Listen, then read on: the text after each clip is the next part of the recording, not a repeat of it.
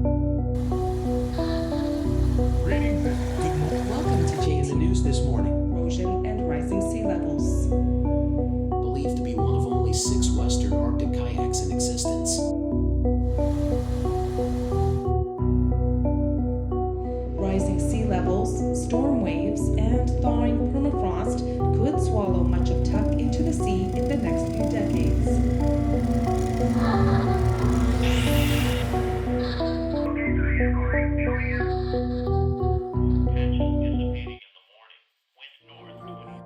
Our plan was to set out from the northernmost point in Canada, Tuktoyaktuk, tracing the origins of the Western Arctic region kayak, along with completing a multi-day paddling expedition.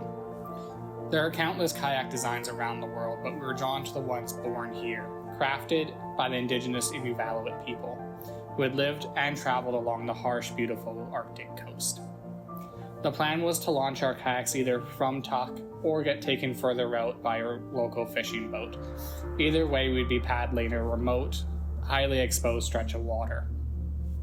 We want to experience the Arctic Ocean the way it had been for generations, from the seat of a sea kayak. Gaining access to the land meant navigating a maze of approvals. We bounced between departments at the Inuvialuit Regional Corporation, each person trying to help but not always sure how. Eventually, we found someone who could guide us forward. Then came the paperwork.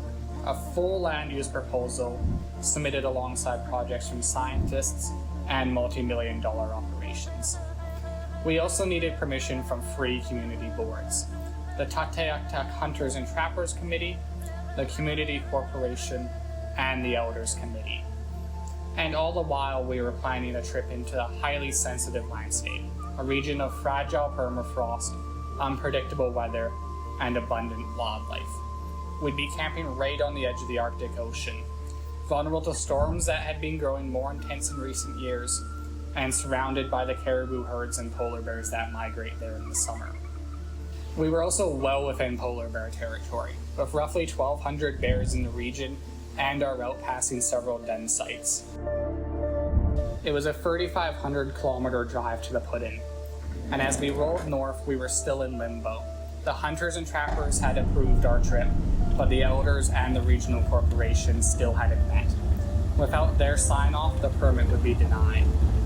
A day out from the coast, with time running out, we pulled our application. The multi-day expedition was off. Instead, we shifted focus. We'd stick to day trips, which could still stretch for hours and cover some real mileage, thanks to our 24 hours of sunlight. Here we are, 300 kilometers north of the Arctic Circle. Bugs are vicious and it never gets dark.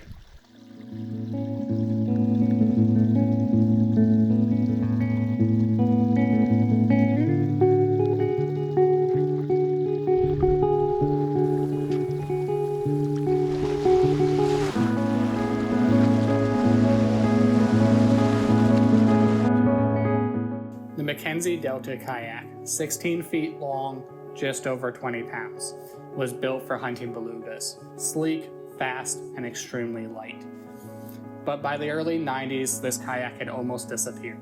The last one had been traditionally made over a century earlier, and there were only 6 remaining around the world.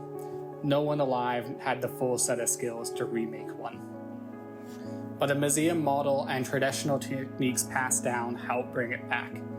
The driftwood frame was one challenge, but the skin covering, seal or caribou, stitched just the right way to stay watertight, was almost forgotten.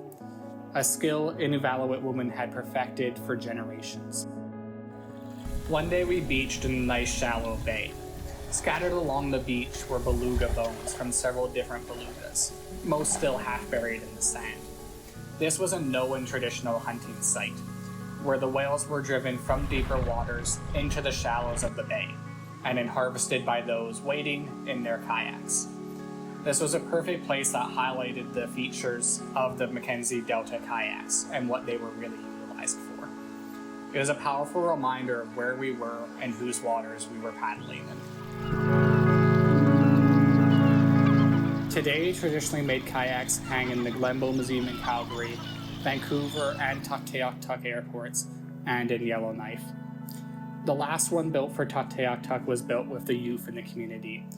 Once hunting tools, they now carry memory, tradition, and resilience of the people who refuse to let their culture disappear. From the water, the shoreline appeared flat and featureless, but in reality it was a maze of ice wedge ponds, drowned river estuaries, and permafrost plains. With the exception of hand railing the shoreline, navigation relies heavily on the traditional use of pingus. Pingus are dome-shaped hills formed when the groundwater freezes beneath the surface, pushing the land upwards.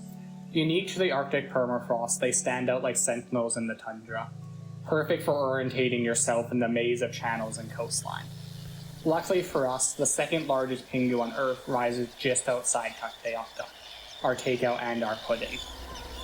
Rising temperatures are melting the permafrost beneath the ground, causing the land to sink and crumble into the sea. Coastal erosion is happening at an alarming rate, up to several meters per year.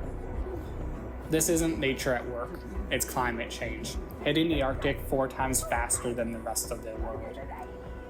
The federal government has spent nearly $54 million on rock walls and other defenses to protect the community. Finished just weeks ago, but even that is only buying a little bit more time.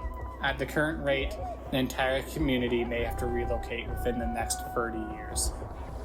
As we paddled back towards Tuktoyaktuk, the coastline stretching flat and endless before us. Here, the land and the people were inseparable, and the changes were hitting the Arctic were no longer distant warnings. They're already reshaping this coast. Out on the water, beluga bones, pingus, and the endless tundra reminded us whose waters these were, and how fragile the Arctic had become.